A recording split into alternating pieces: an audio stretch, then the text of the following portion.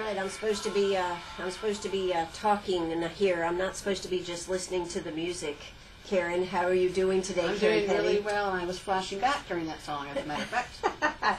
Well, you know, it is nice to hear some good, positive music out there. I agree. Thank you for that. Absolutely. So, how's everything out at the Humane Society out there?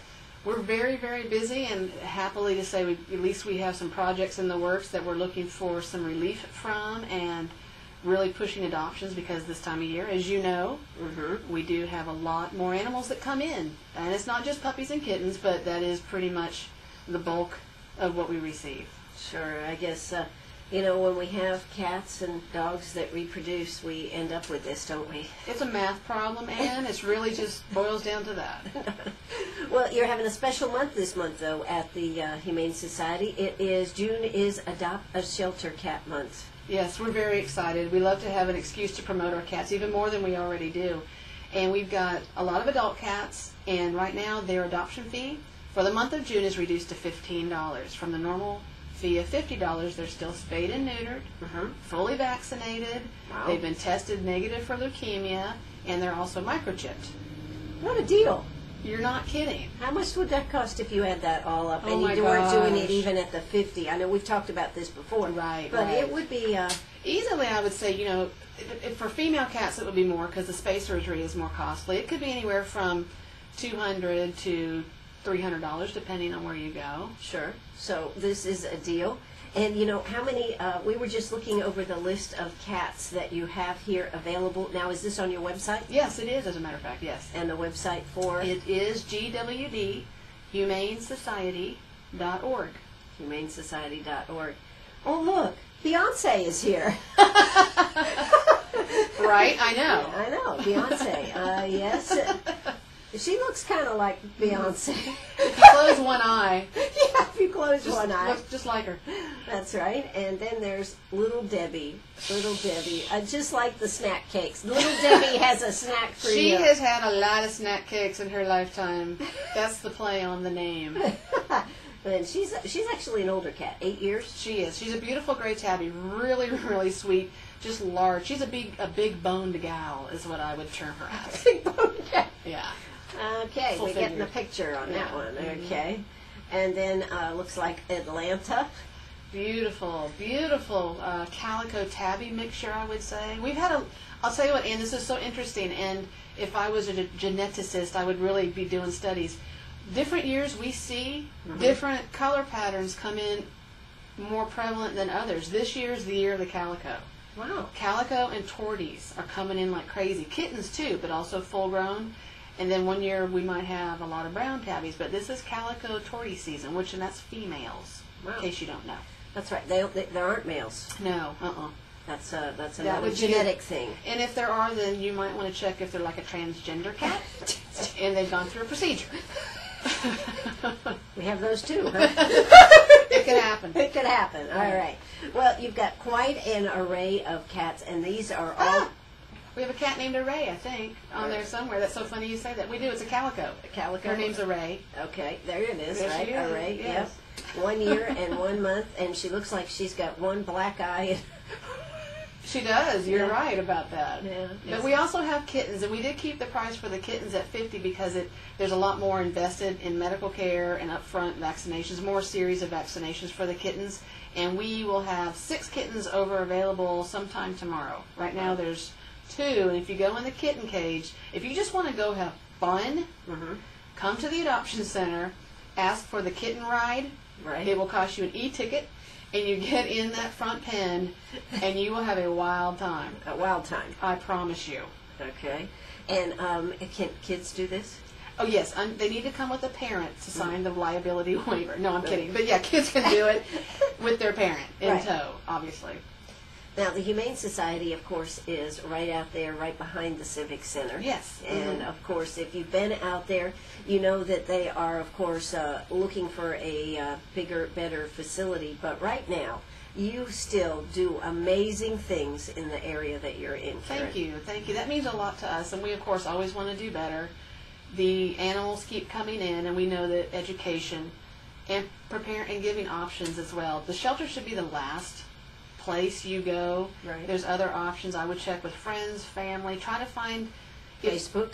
Facebook. Yeah. But I do encourage people who are trying to place their own pet, or if they came upon a litter of puppies or kittens, do encourage the people you find who take the pets to get them spayed and neutered, because that's really solving the problem. If you just give them away and they're allowed to reproduce, we're just keeping the problem perpetuating. Now, how are we doing on this? Has there been any success rate? Are we reducing the puppy and kitten populations? That's a really good question. All I can tell you right now, because with the economy, we did experience an influx of people relinquishing their own pets for different reasons. We did have a lower number come in 2011 than 2010. Mm-hmm. Since our spay-neuter clinic had ceased operations last year, we're using a transport, so we're still offering a way for people to have access to low-cost spay-neuter. And I'm hoping that they're also going to the regular area vets. I mean, don't just wait on us. Go get them fixed. There are lots of options.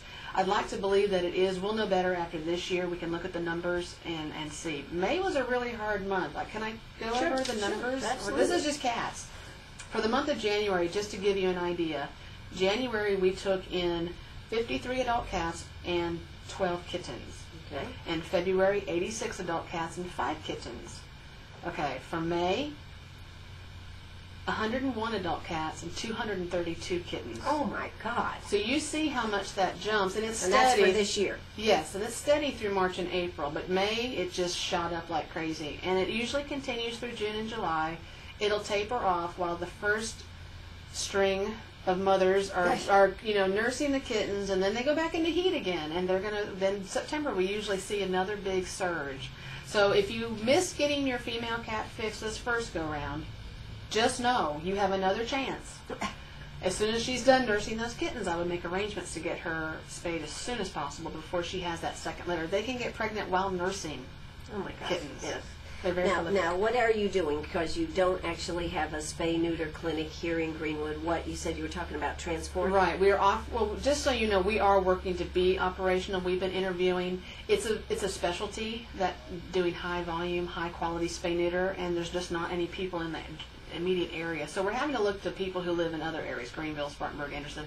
So let me mention that we are working. We have a transport van that comes down every other week from Spartanburg, from Animal Allies. And they will go, we're providing a place for the pickup. People meet there in the morning. The van is loaded up with the pets. They go up to Spartanburg, do the surgeries. In fact, today we're doing this. Mm-hmm. They'll be back this afternoon about 6 o'clock with the people's pets. And they, pay the prices this facility charges. Sure. And so we're just providing a hub, if you will, for this transport to happen. That's terrific. Yeah, it's is been that very just successful. Cats and dogs? Yes. Cats and dogs. Both, and it's been full every single time. So it's really working well. And I have to say, if I initially would be kind of leery of sending my pet on a van, but you know what? We've not had one problem. Everything's run really smooth, and if I had to get it done, I would do what I had to. Absolutely. That's terrific.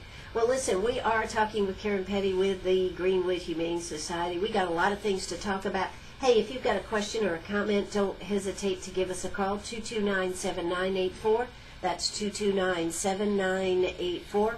We're going to hear a quick word from our sponsors, and we'll be right back. All right, we're back here with Karen Pettay. She is, of course, the executive director out there at the Humane Society of Greenwood, and, of course, lots going on. We're going to talk a little bit more about the spay-neuter here, but what is the eventual goal to be able to have our own right here in Greenwood again? Oh, absolutely. I would love to be able to offer the same services that we had for 12 or 13 years, and have people just be able to come local and make appointments. We drew people from over the border to Georgia. It wasn't just Greenwood. We had people coming from all over the place. There are a lot more low-cost spay-neuter clinics, though, in the upstate opening, so it is more readily available. It's just nothing right directly here. So what avenue are you working on to do this, Karen? Well, we're interviewing veterinarians, and they've been, wonderful candidates. What is difficult, or the challenge, is getting them comfortable with making the drive from where they live, which is usually at least 45 minutes to an hour away. But I think, given the right opportunity for the vet, I think that they would be willing to do it. We're providing training for them at an agency in Asheville to be able to do high volume, high quality surgeries, which is not a skill that is readily taught. It's a specialty, it really is. But there's a niche for it, If you're a vet and you would like to find an open pocket for your business, that would be it. Okay, all right. So Karen is interviewing as we speak here today. She is setting up interviews. Had one this morning, right? I did. Absolutely. So, but right now, if you want to get your cat or dog spayed through this, all they have to do, what do they have to do? They still call the same clinic number, which is 223-2498. And just leave a message. If you don't get a live person, I promise we'll call you back. And we're setting up, scheduling appointments for this every other week transport. So if we had one today. So I would imagine 2 weeks from today will be the next one. So I encourage you, if you want to get in, go ahead and call now. Right. And if you've got an animal that is, even if it's not ready today, would be ready.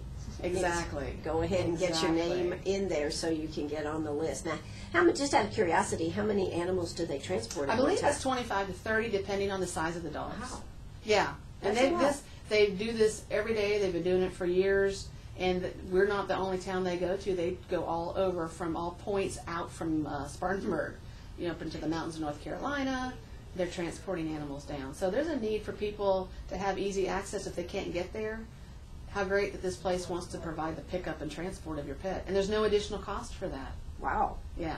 Now, what kind of price does it cost, Karen? Good question, Ann. I don't know off the top of my head, but it's about the same as what we were charging, which male cats don't quote iffy. You on this, yes. I would say in the low to mid 30s for a male cat, 40s for a female cat, and I believe somewhere in the $67, $62 range around for dogs, but it depends on the gender and the size, and I don't know those prices. Okay. But you can get that by calling the clinic number. Okay, and that number again is? It's 223-2498. 98, and give them a call. You also can check out their website, greenwoodhumanesociety.org. That's greenwoodhumanesociety.org. And if I'm not mistaken, you even have a Facebook page, don't you? Oh, by golly, we do. Yes, we do. And I think, what's ever his name? I've forgotten his name. The Zuckerberg. What's the guy's name who started Facebook? Oh, Mark Zuckerberg. Yes, Zuckerberg, thank yes. him. Facebook has helped nonprofits immensely to get the word out so quickly. And so we've really utilized it for so many different reasons. And even just to give we love to share good news. So whenever there's an adoption, we love to put that on there, put the picture of the pet. So it's been very good. Excellent. All right, so a lot of ways to contact and stay in contact. Now, I got it before we start talking about some of this other stuff out there. You, of course, have had some great events this last year. Mm-hmm. How was the pet walk out there at the Y? It went really, really well. And now I'm drawing a complete blank because it seems forever ago, but it was the most successful one. It was last October, wasn't it? October? First week in November. Okay. And it'll be the first Saturday of this November again. I think it might be the 6th. That's our goal. So we'll be getting underway with planning for that. Glad you mentioned that, Ann. Okay, just didn't want you to forget about it. No, I appreciate it because the year is flying by. That's right. So that will be the next big event. And other groups, organizations, people have events on our behalf all the time, and we don't, we're always delightfully surprised when we get that notification. So other things could happen. Right. I just don't know about it right now. Sure. Well, I know. Now, of course, it's summertime, and some of the things that you could use there at the facility. I know in the past it's been hoses and big pails. Right, for the water. For water. We can always use metal buckets. I would say the 10 to 12 quart size. Right now, the most pressing thing, dry puppy and kitten food. Now, I remember in the past you've liked a certain type of brand because they get used to certain types of food. Right. You can upset the digestive system if you go switching foods around too much. I don't have that problem for me, I can tell you that. I'll eat anything. We get a Pepsi AC and we can eat anything, Karen. That's right. Bring it on. Yes, we love Purina brand. It's pretty middle of the road. It's not the best quality, but it certainly has a quality that works for the animal. So Purina is good. And, gosh, I'm drawing a blank. Really, Purina puppy and kitten food would be ideal. At times, too, we can use the Walmart brand, which I believe is Old Roy for puppies and Special Kitty for kitten. Mm-hmm. But really what works the best is Purina. Or Pedigree. I take that back. Pedigree also has a good Pedigree works food. Too. Mm-hmm. Okay. All right. So those are the things that would help out. If you could buy an extra bag and drop it by there, it would be mucho appreciated. Absolutely. Yes. And I know you've had some food drives. I know Food Lion had a They food drive did. up there. They did. Yes, That yeah. worked out really well. And we love when that happens because, first of all, it's a whole month, so people might go, oh, I meant to do that and I forgot. It's just a great reminder you're at the store. How great is that? Exactly. You just make a note to get something extra. So, and then you could actually donate it right there, and you guys would carry it off when We you left. did. We carried it off. And the dogs enjoyed it too. And They the did. cats maybe. I'm not sure about the cats, but I know the dogs enjoy it. That's right. They just think the food appears out of nowhere, the cats. So, you know. They don't believe in strutting their stuff. No. The dogs are like, thank you, thank you, thank you, thank you, thank you, thank you, thank you. That's right. So these are the type of things that are happening out there at the Humane Society. Now, you're also doing camp right now. Yes. We are in the second week, the final week of camp. We only have 2 more days. It's breaking my heart to even think that it's already coming to a close. It's been really wonderful, and this is the first year that we've had rain almost every single day. So that has been a different challenge. But we have found a way to work around it, and the dogs and the kids are still spending plenty of time together. Graduation is this Saturday. I think it's starting at 9:30 at the, we call it the Field of Dreams. It's this big, beautiful field behind the shelter. If you want to come out and see, it's very moving. I got to tell you, I always get all verklempt when I watch it. But this is for kids to be able to work with I'm dogs. sorry. Explain what exactly the camp is. It's 8 to 14-year-old kids are invited to come out for 2 weeks, and it's in the morning time to try to beat the heat. And they pick a dog, and they work with that dog exclusively for 2 weeks every morning. They learn to walk it. Some of the dogs, that's new for them. Mm-hmm. They learn to walk the dog. They learn to teach a dog how to sit and stay, and anything else they manage to work into that program. Can I send Gracie? No. That's a different thing we haven't come up with yet. Okay. But we have great guest speakers. That's been the salvation for the rain. We've had Mickey Boland, the county animal control officer.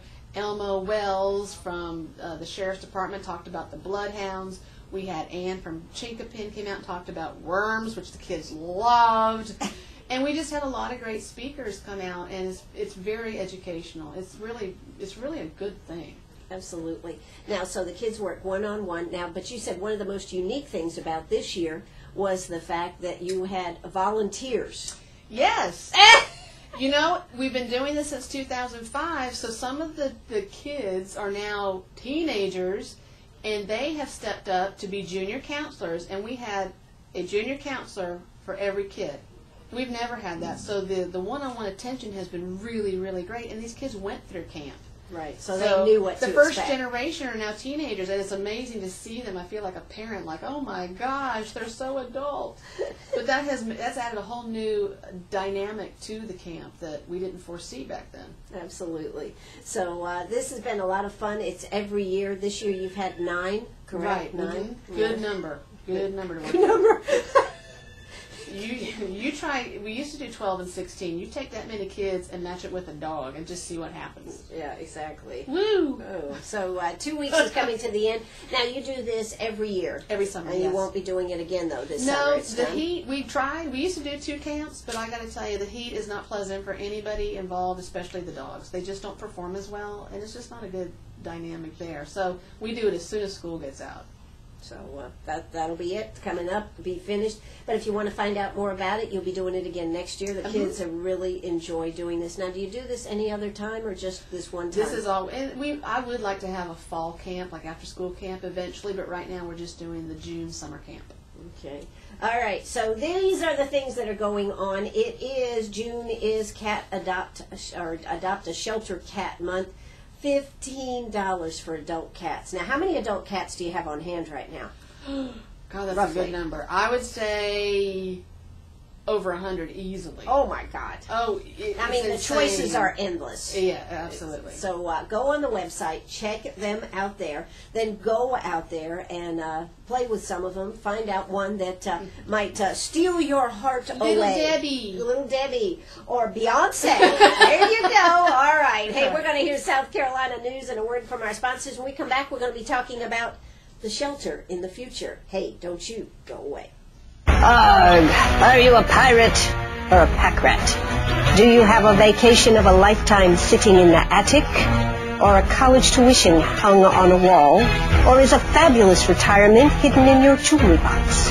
Bring those items to Sharp Facets Gallery. We can establish value and buy from you or sell for you. And so ends another chapter at Sharp Facets Gallery, 72 Bypass, and on the web, sharpfacets.com.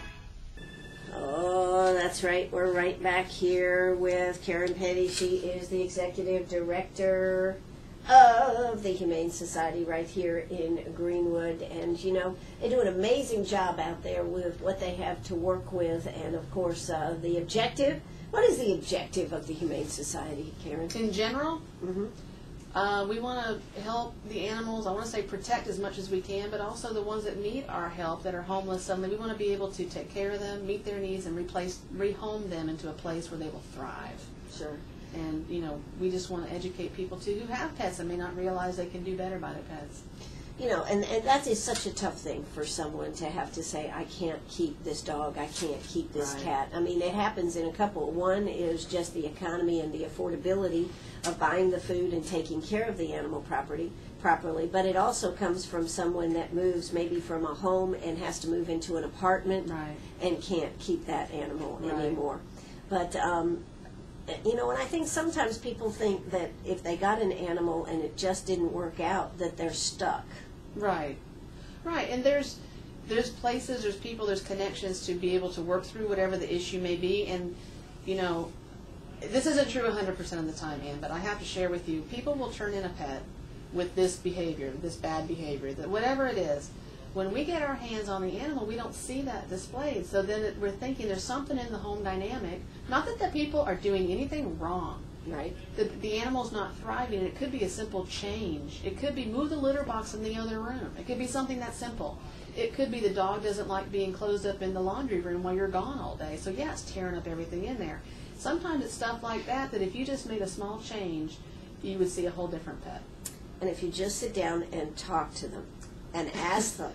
I mean, I have lots of conversations with Gracie about this. Yes, Karen, she's having her cigar right now. She's in the smoking room having her cigar. I know you asked me about where Gracie's at, but at 3:30 every day, she likes to have her big chew, and she holds it in her mouth like a big stogie. So I started calling it a cigar. And she likes to go up into her crate and just chill up there while we talk on the radio. But Ann, the thing that impresses me is that you are looking at what her needs are. And that is a very socialized dog. She's with you every day. Oh yeah. She gets the attention she needs. And if you want a pet, think in terms of, would you like to be put out in the backyard? Dogs are so social. They can't just be put out there like lawn furniture and expect them to do good and not dig holes or not jump the fence. They get bored. Absolutely, and they need activity, and you provide that. You've got different rooms for the dog. You have different vehicles for the dog. You give her Look at the toys. sign over there above her bed. Oh my gosh! I didn't see the bed. Diva. Oh my gosh, that is nicer than my bed.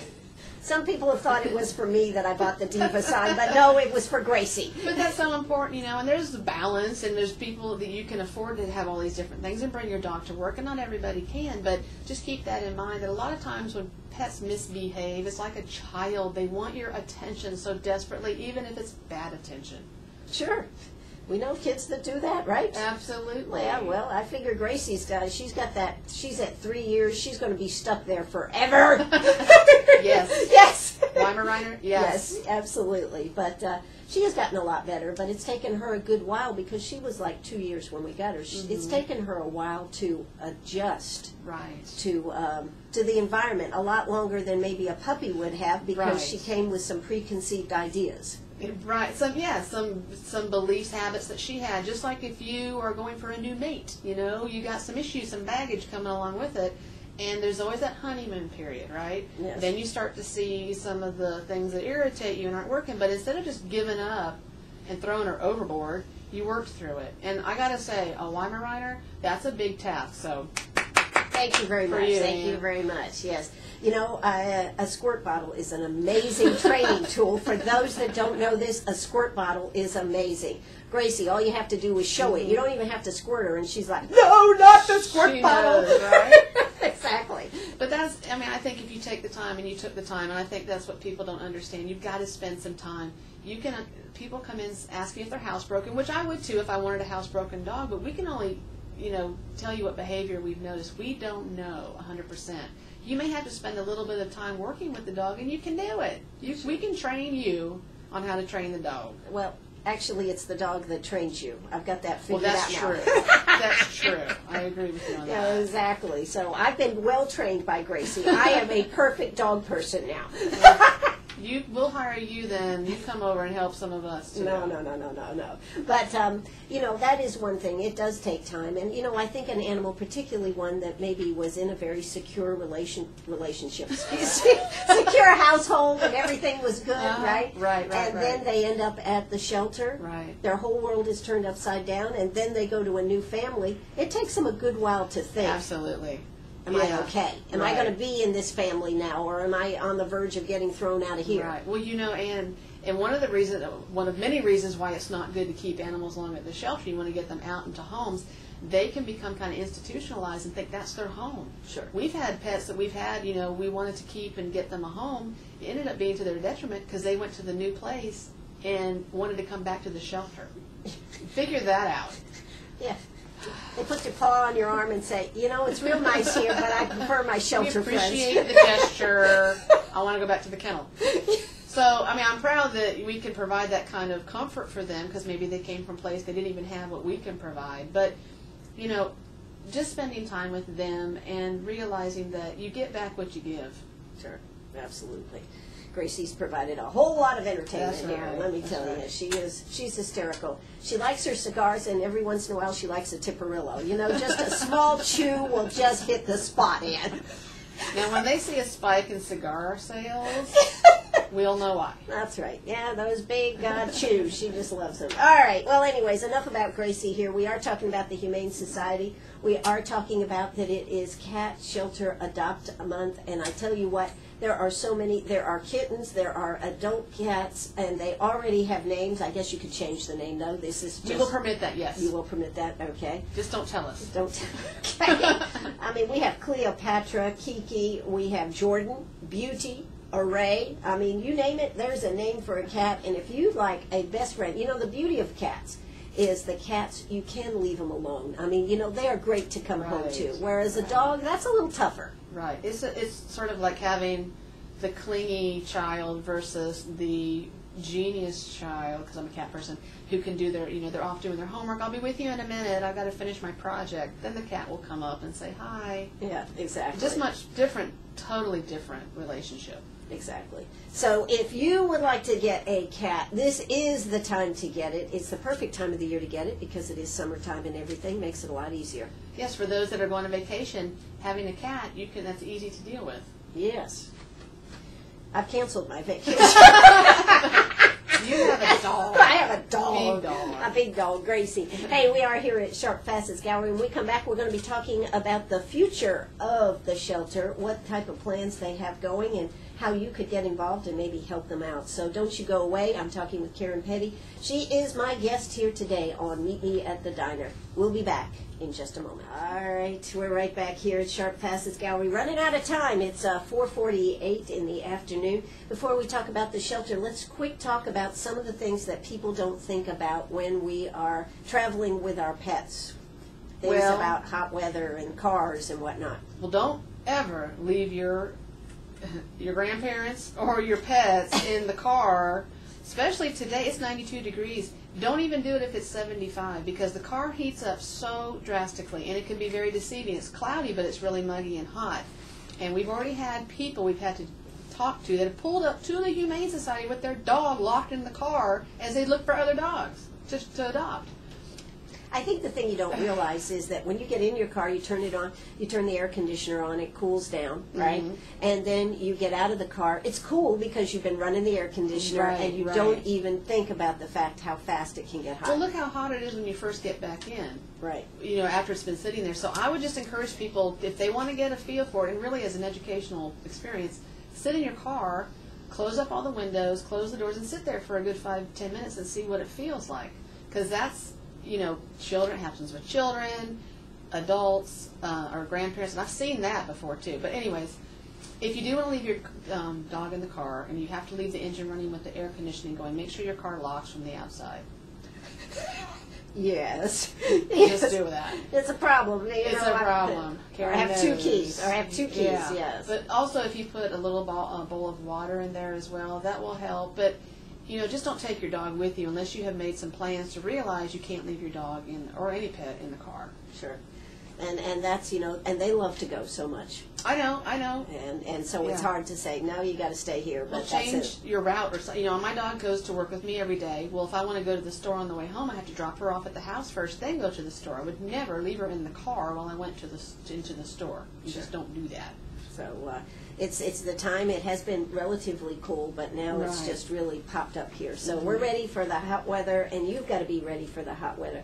Now, is there any other tips? I guess water for outside animals. Yeah, definitely make sure they've got cool water, because if it's in whatever device you have it in, if it's exposed to the sun over a period of time, it will heat the water up really, really warm. So they don't need to have that. Provide shade, or make sure your dog has access to shade. Ideally, when we start hitting the really, really hot temperatures, you can bring them inside. That would be the best thing for them. They can't tolerate heat as well as we may think they do. They don't sweat. They pant. That's how they sweat. So they can overheat, go into having heat stroke, and potentially die very quickly. I have a sun umbrella I put out there for Gracie. Of course. Of course. And it says Diva on Yes, it. absolutely. Yes. But I think, and you're a good example too, you've got a big dog that stays inside. It's just better for them in this area of the country. And for people who have breeds like Huskies and Shepherds that have thicker hair, chows, get them shaved every year, and you really need to go out of the way to make sure they have a way to get out of the heat. If you could, their coat is so thick because they're dogs that are made for the north where the snow is, not down here. Exactly. Any other tips you can give us about taking care of your pets in the summertime? Just make sure they have access to cool area. They don't eat as much, so I wouldn't be so concerned if they don't. There's food left over. I wouldn't leave it out for the ants and the bugs to get into. And just make sure they've got fresh, clean water. Absolutely. All right, so those are some of the things that you forget about as you go from spring to summer and then, of course, back to fall.